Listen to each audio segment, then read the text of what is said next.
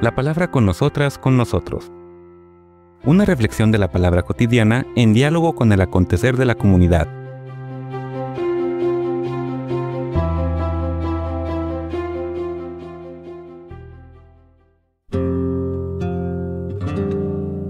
Hola, buenos días.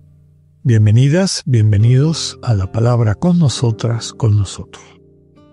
A partir del versículo 13 del capítulo 14 de la carta a los Romanos, Pablo retoma su principal preocupación: evitar el escándalo. Recordemos, el término griego skándalos significa una piedra, un obstáculo, algo que hace que la persona se tropiece y se caiga. Escandalizar quiere decir poner un tropiezo en el camino de alguien.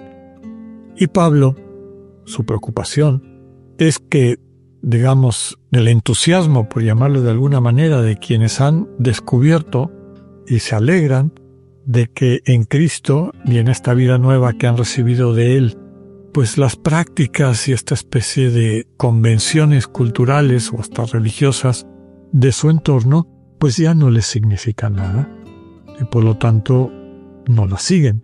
Pero resulta que en la misma comunidad cristiana hay personas que están en ese camino de maduración, etcétera, para quienes ese tipo de actos de libertad, como ya citamos, comer carne ofrendada a los ídolos, observar de una manera particular ciertos días de la semana en el caso de los judíos, o del año en el caso de los paganos, pues para quienes tenían todavía esa prevención o esa observancia, el ver que alguien rompía con esas reglas, pues les hacía sentir como que esas personas que rompían con esas reglas hacían violencia sobre ellas y sobre ellos.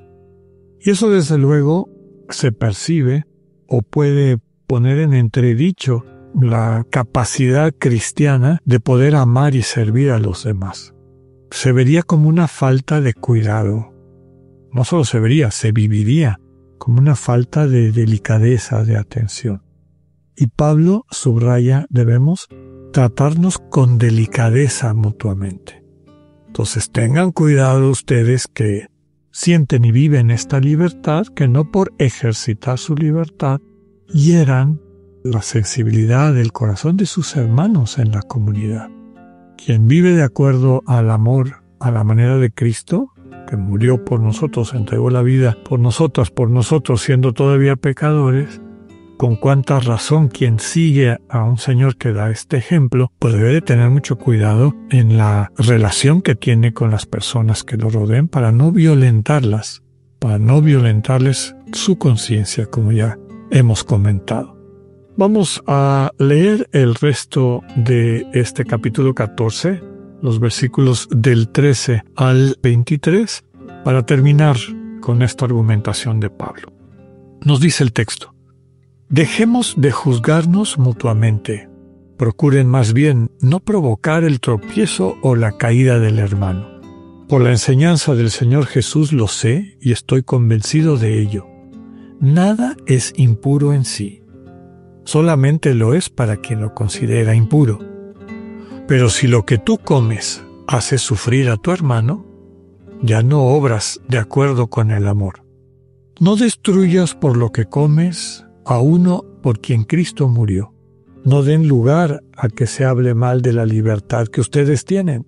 El reino de Dios no consiste en comidas ni bebidas, sino en la justicia, la paz y el gozo del Espíritu Santo. Quien sirve así a Cristo agrada a Dios y es estimado de los hombres.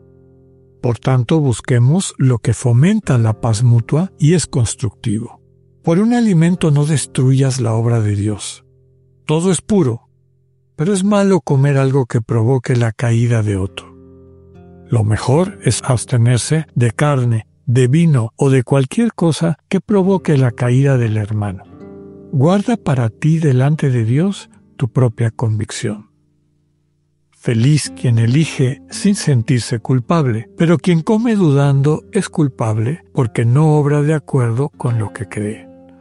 Y todo lo que no hacemos de acuerdo con lo que creemos es pecado. Palabra de Dios. Varios puntos muy importantes e interesantes de esta doctrina de Pablo, que desde luego tiene un sustento vivencial muy importante. Primero que nada, invita a dejar de juzgarse mutuamente. Dejemos de juzgarnos mutuamente. Procuren más bien no provocar el tropiezo o la caída del hermano. Ya hemos comentado que el cristiano no tiene ningún derecho a juzgar la conciencia del hermano porque además no la conoce.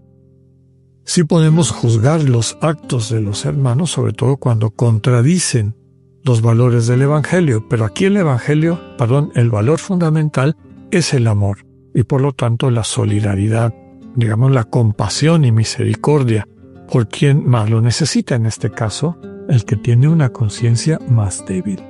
Ya les comentaba que Pablo es claro en su convicción. Dice, estoy convencido de ello. Nada es impuro en sí, solamente lo es para quien lo considera impuro. Desde luego que está hablando de alimentos, pero inmediatamente dice, así es, y digamos, así a ese nivel de conciencia debe de llegar toda la gente. Pero estamos conviviendo con hermanos y hermanas que están en proceso de formar su conciencia, de madurar en esta libertad, para que no les causes escándalo, para que no hieras su sensibilidad de tal manera que inclusive se corre el riesgo de que dejen el camino cristiano, pues acércate a sus necesidades y ponle restricciones a tu libertad por amor, por caridad. Lo dice con términos dramáticos, no destruyas por lo que comes a uno por quien Cristo murió. La libertad tiene ese límite, el no herir la conciencia de la gente a quien amas y a quien quieres acompañar. Vuelve Pablo a subrayar lo que es la convicción cristiana. El reino de Dios no consiste en comidas ni bebidas, ni en rituales, ni en etcétera. ¿En qué consiste el reino de Dios? Justicia, paz, gozo en el Espíritu Santo. Entonces, esa paz, ese amor compartido, es lo que debemos buscar y fomentar. Vuelve a recomendar que no por un ejercicio egoísta o egocéntrico o insensible de la libertad personal terminemos haciéndole daño a personas y a la comunidad. Muy bello dice en el versículo 22, guarda para ti delante de Dios tu propia convicción. Feliz quien elige sin sentirse culpable, es decir, quien ha alcanzado este nivel de libertad. Y pues una recomendación que además es una máxima de la moral cristiana, de la ética cristiana, es que no debemos de hacer algo que vaya en contra de nuestra conciencia. Interesante que para Pablo eso es el pecado. Todo lo que no hacemos de acuerdo con lo que creemos, es decir, con nuestra conciencia, es pecado, es ruptura, es herida, que golpeando nuestra conciencia, pues nos deja tambaleando. Nos incapacita para poder asumir nuestra vocación de ser buena noticia mutuamente. Entonces, cada quien es importante que desde su conciencia vaya tomando estas decisiones. Para Pablo, una conciencia formada, una conciencia madura, es aquella que ha alcanzado esta libertad de los hijos de las hijas de Dios. Pero recordemos que esa libertad en su máxima expresión es la libertad de dar la vida por otras personas, darse a sí mismo, a sí misma, en esta libertad desde el deseo de ser bendición para quien nos rodea. Y eso es lo que nos lleva a restringir las prácticas externas de esa libertad, sobre todo alrededor de estas prácticas que generan escrúpulos en algunas personas, y esto se hace por amor. Eso es lo que Pablo recomienda. Tomar en cuenta, ser sensible a esta fragilidad del hermano, de la hermana, es amor, y para el cristiano el amor es la madre, la principal de todas las virtudes. Que tengan un buen día, Dios con ustedes. Acabamos de escuchar el mensaje del Padre Alexander Satirka, Escúchalo de lunes a viernes a las 8:45 de la mañana por Spotify o por radioiberoleón.com. Esta es una producción del ITESO, Universidad Jesuita de Guadalajara, y Radio ITESO 95.1.